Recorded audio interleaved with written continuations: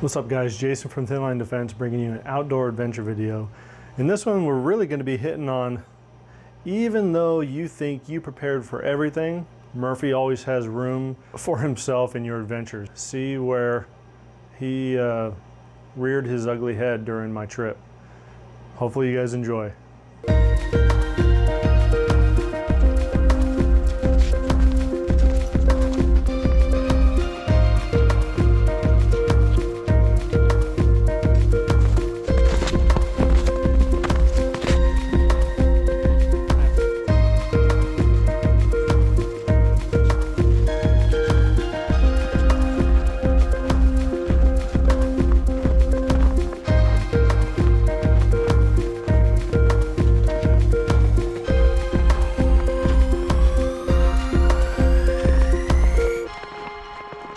So the hike, I say it was pretty easy. It would have been easier if I was in shape.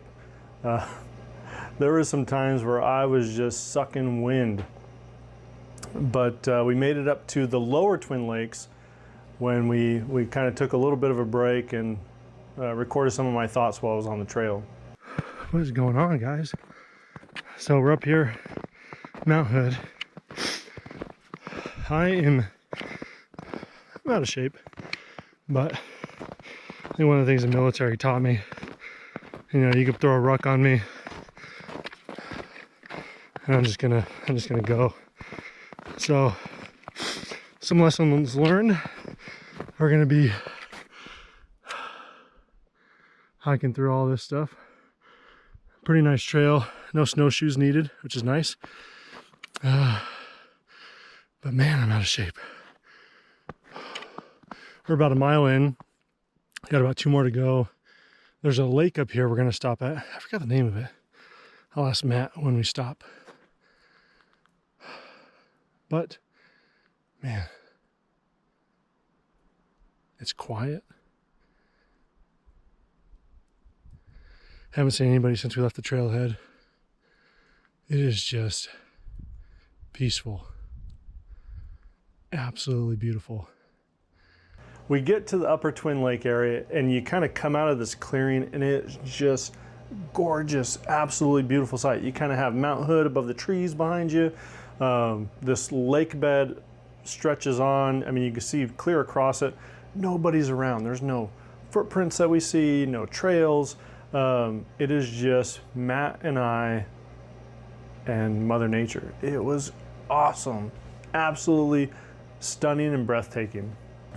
So because there was so much snow on the ground, we didn't know if we were actually going to be camping on top of the lake, which is something we didn't want to do. So we kind of picked a spot that we thought would be on shore, or you know, if the snow was gone, it'd be on shore. And I started digging away because I wanted to get a nice flat spot to put our tent in.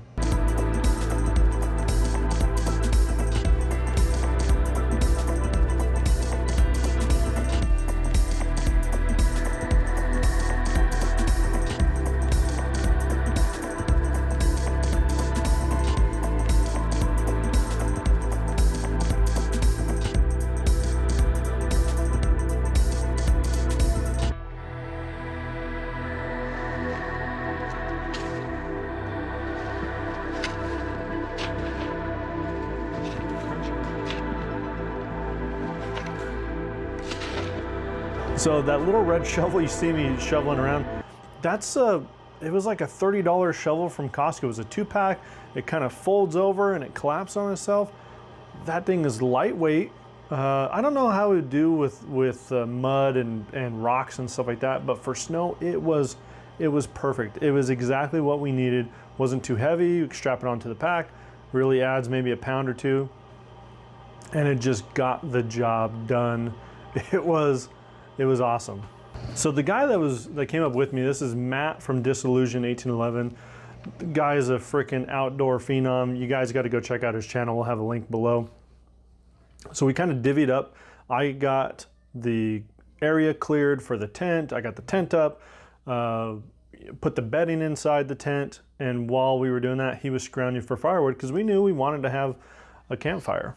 So got the hole dug out for the tent. Both sides, you gotta adjust it over there a little bit, the tent. Right there. A couple things I learned. So Walsh, I don't know where my other one is. Walsh did a review on these Mechanics Fast Fit gloves. And I honestly, I do like them. But for snow, no way. My hands were soaked and freezing within a couple minutes. So some snow gloves, which I do have, but I figured I'm shoveling, I wanted some work gloves. Some cold weather work gloves would be good for this.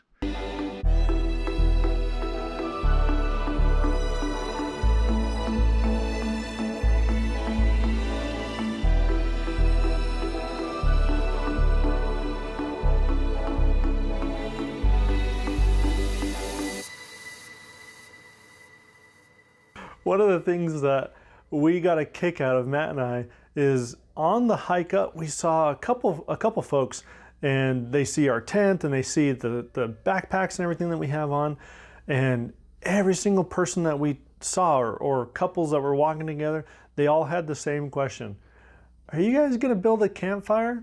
And so Matt references this during one of his videos, like, you're darn right we are, that's what camping's all about.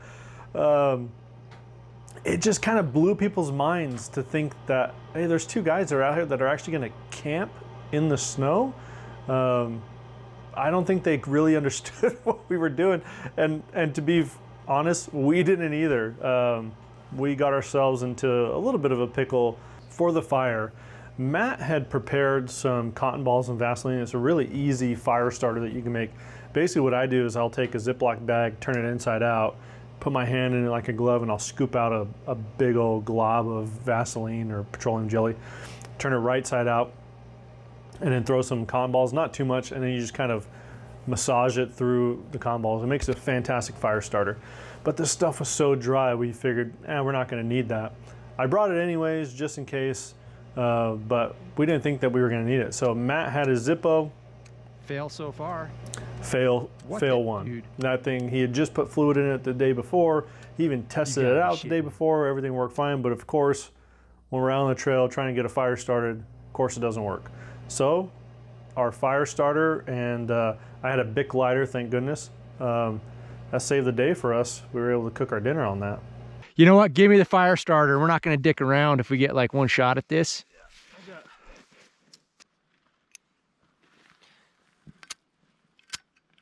No, that's no bueno. Oh, that'll work. Probably should have put some of that in there to begin with, but I can make a little hole. Grab the lighter. I'll put the... Okay, you keep your hands dirty.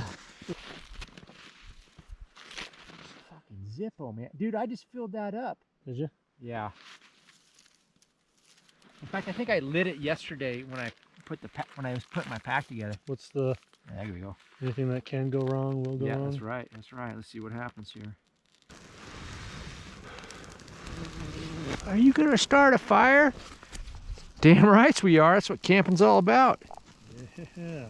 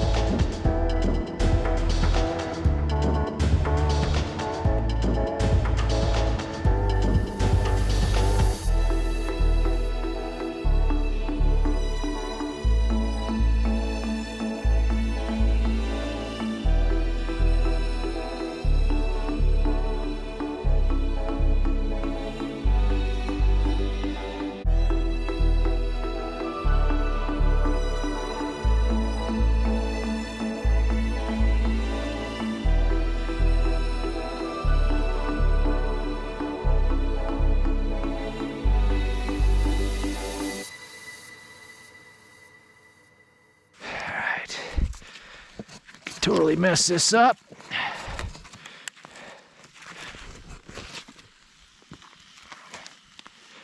You know what? I'm going to try lift, support, pinch, flip. Nice. Oh. Whew, that's smoke, not Guinness. Getting in me.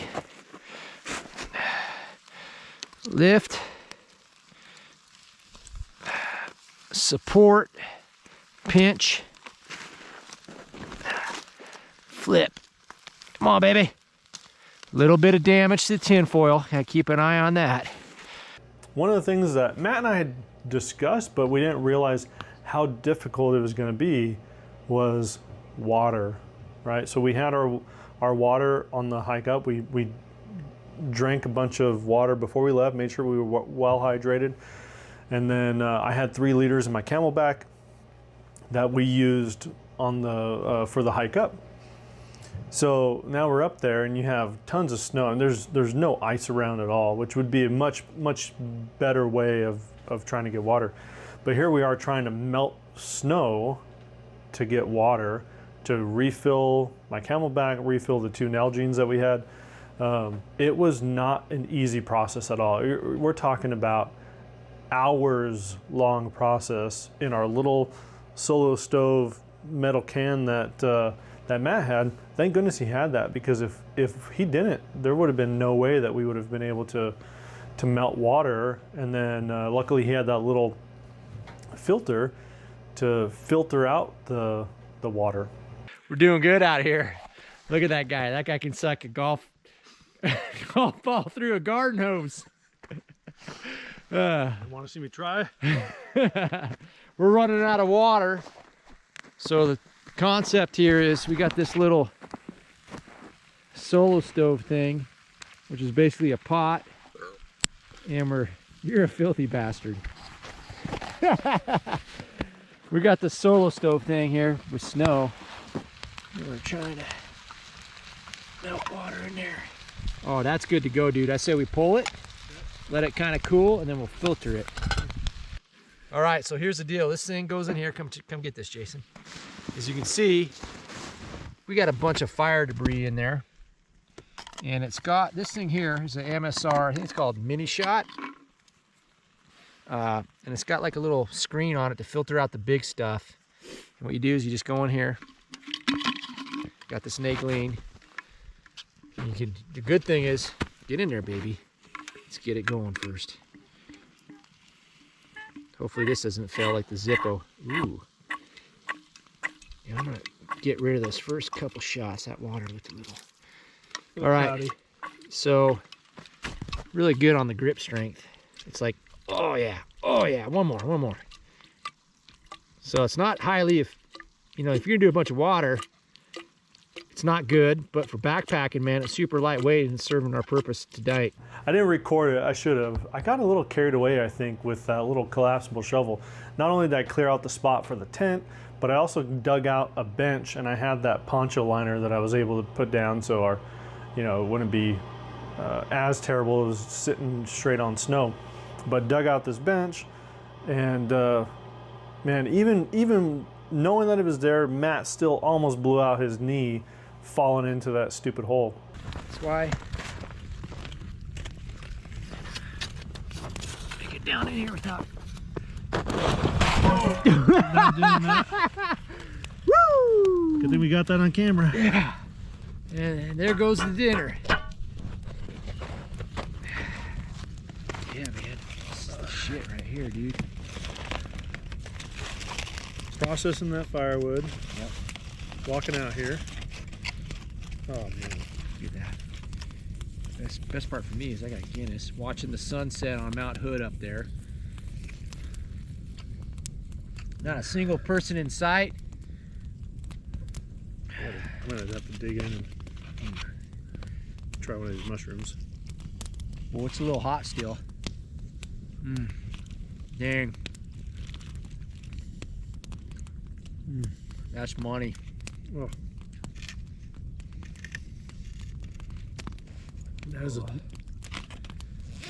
Gotta make clear runway in here. My coat's puffing out. I gotta get clear runway to the gullet. There we go.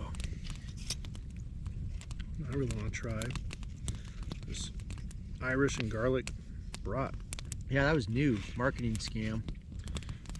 That one's cooked just right. Yep. Same here. I'll let it rest for a bit. Yeah. Man, that sausage is awesome.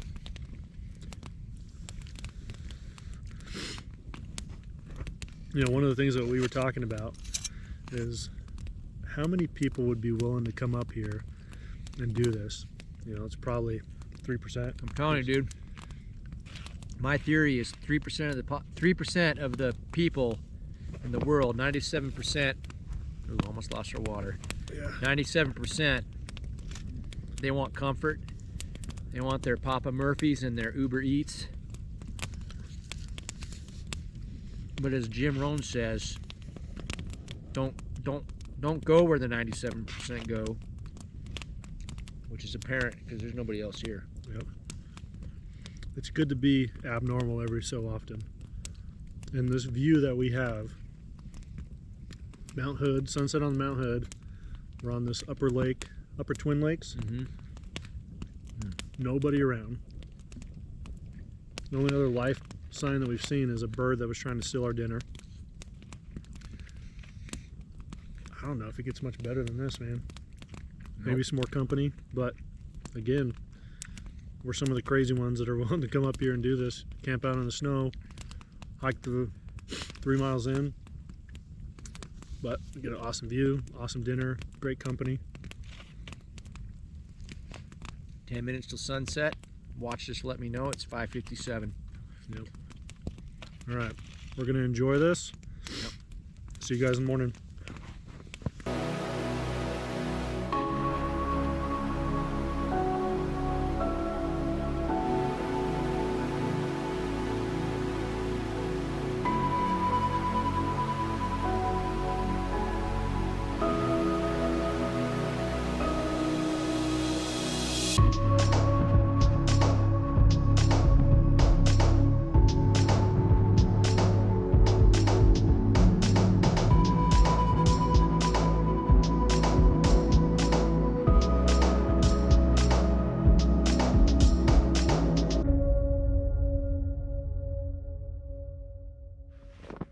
It's morning of day 17. So Captain's log, day 17. Saturday morning, we made it through the night. Survived through the night, yes. The camping pads did good, very comfortable. I gotta say that you really need to look into your sleeping bag. So mine's a 20-degree sleeping bag. I was freezing my tush off all night, and when I found a tag on it, it says for comfort, don't go below 28 degrees, and for extreme, you could get down to 19. So lesson learned there. But got the jet boil going, got some biscuits and gravy action. Matt has a cup of coffee. We're just gonna try to warm up a little bit and then pack up and head out of here. But all in all, a relatively decent night. Not too bad. Beautiful morning though. Beautiful morning. We'll show you guys that in a little bit. Man, that echoes.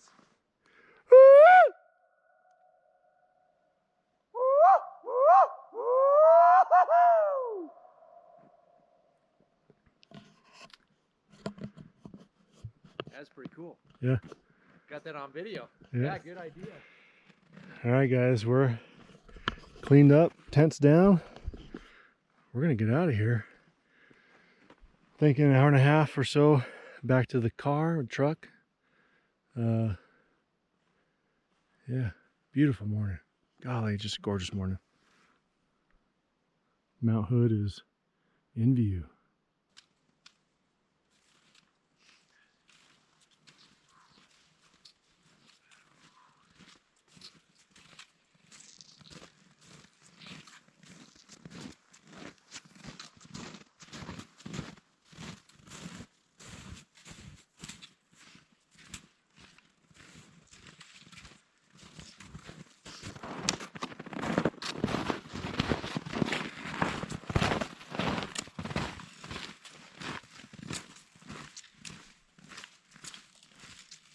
I don't want to get all philosophical on you guys, right? That's not what I'm here to do. But with my adventure and the highs and the lows that I had, it really came down to a perspective, right? I could have been better prepared. I could have had a 0-degree sleeping bag. I could have done something different for the water situation. Maybe I could have brought a little stove so we could have cooked, boiled water, 2 things at the same time. Tons of things that I would have done different. But that's the perspective of it. If I would have done all those things, maybe I wouldn't have learned anything. So by doing it the way that I did, even though I had some lows, it showed me where my weaknesses are when it comes to winter camping or winter survival, if you were to think of it that way. And there are some huge ones for me. Fail so far. So lessons learned, that's a good thing. I'm glad that I learned something so that next time I head out for a winter camping trip, I know what to expect. I know what to bring to make my stay out there more enjoyable. Yeah, all in all, great trip. I would not trade it for anything. Absolutely had a blast. Great company. Matt's a fantastic dude. Just we had some awesome laughter. Look at that guy. That guy can great suck times, golf. great scenery. Ball through I a honestly garden cannot hose. say how much fun I had doing that. And I'm crazy. I mean, I know my wife told me I'm crazy for going out there and camping in the snow, but I thoroughly loved it. I hope you guys enjoyed this video. I really do. If you stuck around this long, hey, why don't you consider subscribing? We're going to be doing more of these outdoor adventures. It's what I'm falling in love with. So stick with me as I do that. And we got some even crazier stuff coming. Probably going to be happening next year. I mean, that's going to take that much planning for us to make this work. So hopefully you stick with us, and hopefully you enjoy our content. Thanks to our Patreons, thanks to our subscribers. Please, please, please leave a comment below and just tell me what you thought. Tell me what I could do different, what you like, what you don't like. Helps me become a better YouTuber so that there's better videos for you guys. Really appreciate your feedback. Really appreciate you guys sticking with me this long. All right. Catch you on the next one.